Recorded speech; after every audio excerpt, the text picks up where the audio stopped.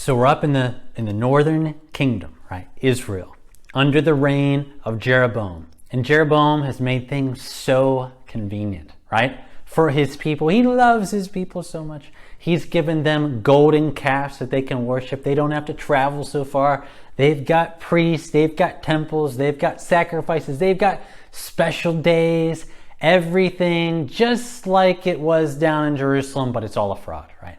Came out of his own heart. What does God think about this? God sends one of his men, a man of God, to Jeroboam.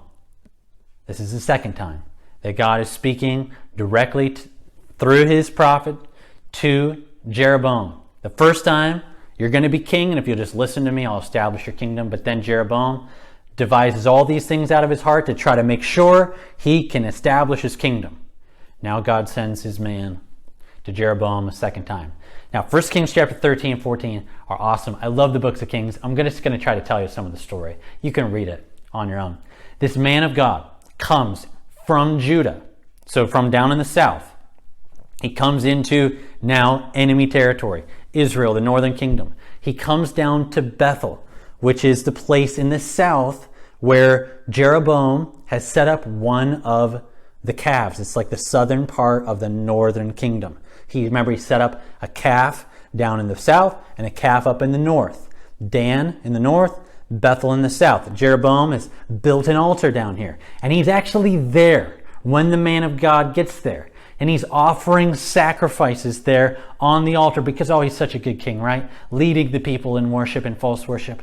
And Jeroboam's there offering these sacrifices, and the man of God comes up to the to the altar where Jeroboam's offering the sacrifices, and he starts talking to the altar, okay?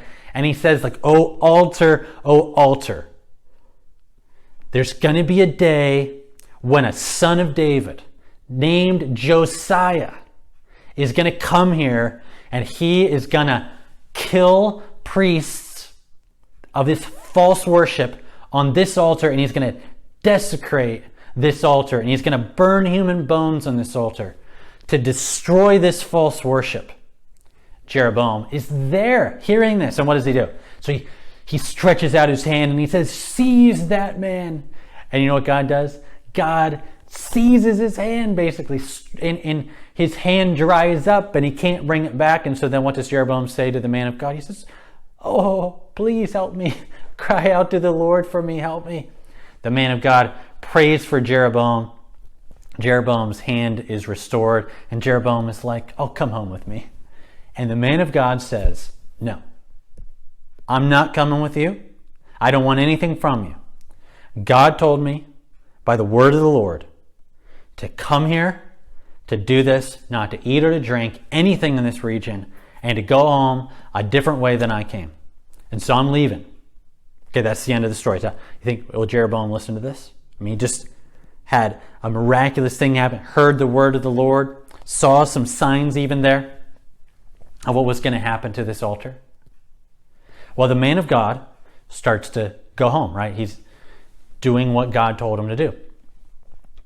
But then we find out there's another prophet. There's an old prophet who lives in Bethel. And his sons were out, and they got to see this new prophet, this man of God, like showing up the king and delivering God's words. And they go and they tell their dad, this old prophet, they're like, hey, Dad, there was a guy here. And they tell him the stories. And the old prophet is like, where'd he go? We got to go meet this guy. This is an awesome guy. So the old prophet chases down this man of God who's on his way back home, like God told him. And he comes to him and he says, hey, man of God, come home with me. Spend some time with me. Let's eat and drink. Let's talk. And the man of God, what do you suppose the man of God says? The man of God says, I can't do that. Just told the king, gonna tell you.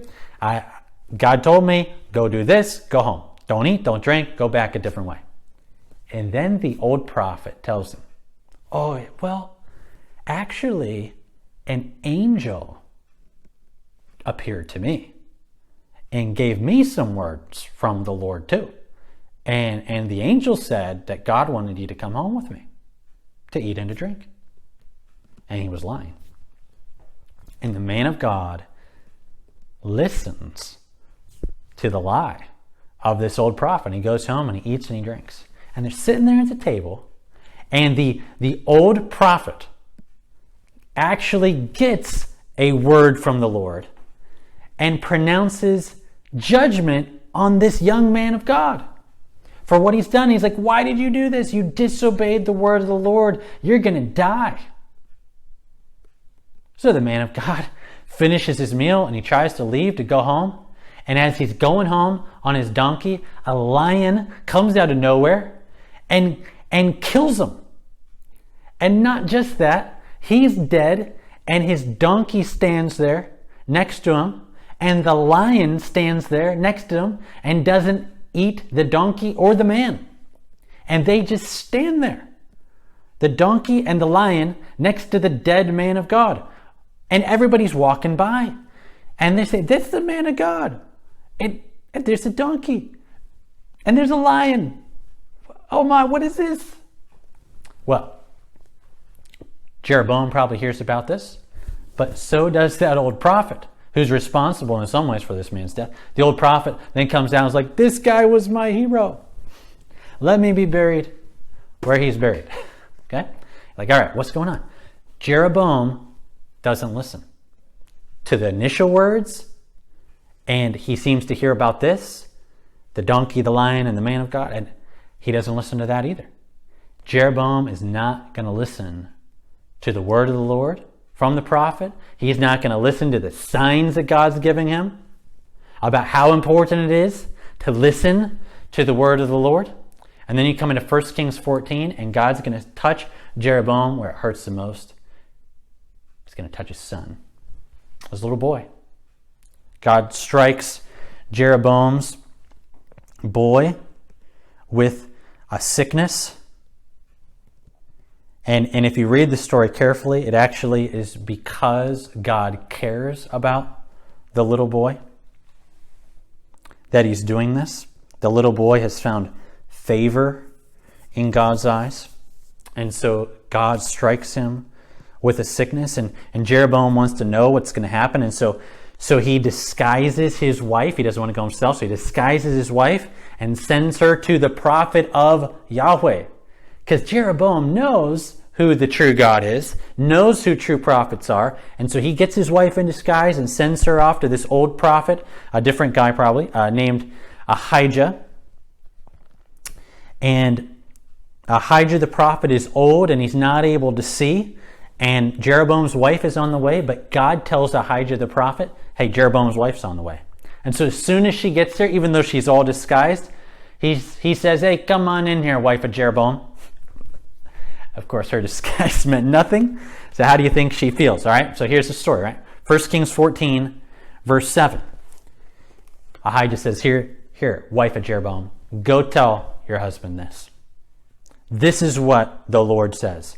Because I exalted you from among the people and made you leader, and I tore the kingdom up to give some of it to you, and you have not been like my servant David, who kept my commandments.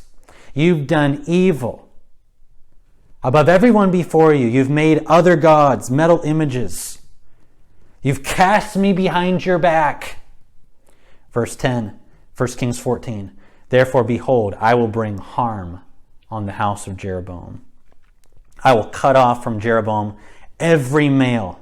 I'm going to burn up the house of Jeroboam as a man burns up dung until it's all gone. Verse 11, anyone belonging to Jeroboam who dies in the city, the dogs will eat. Anyone who dies in the open country, the birds of the heaven will eat. The Lord has spoken this against the house of Jeroboam. And then Ahijah, the old man, tells the woman, the wife of Jeroboam, this mom, when your feet get back into your city, that child of yours is going to die. And all Israel is going to mourn for him and bury him. Because he only of Jeroboam will come to the grave. He's the only one who's going to get buried. Because in him there is found something pleasing to the Lord, the God of Israel. And the Lord is going to raise up for himself a king over Israel, the north, who's going to cut off Jeroboam today. Henceforth, the Lord will strike Israel as a reed is shaken in the water. And God, this is 1 Kings 14:15, and God is going to root up Israel, the northern kingdom, out of this good land, and he's going to scatter them beyond the river Euphrates, because they've made their Asherim, their false gods. And he will give up Israel because of the sins of Jeroboam. You see it? This is the very first king of the northern kingdom. And God has already guaranteed the destiny of the northern kingdom. They're going into exile. Jeroboam will have no dynasty. No one other than that little boy that God cares about is ever going to get in the grave. And Israel is headed beyond the river into exile because of the sins of Jeroboam. And the short-term sign that's going to show all this is going to happen is as soon as you, woman, get into the city, your son's going to die. And you think, what would you do if you were the mom? You'd never go home, right? But she goes back. And as soon as she gets to the threshold of the house, the child dies. Israel buries the child, mourns for him, according to the word of the Lord. This is the story of the northern kingdom. It's basically all there in the story of Jeroboam and the words from the man of God, from the men of God.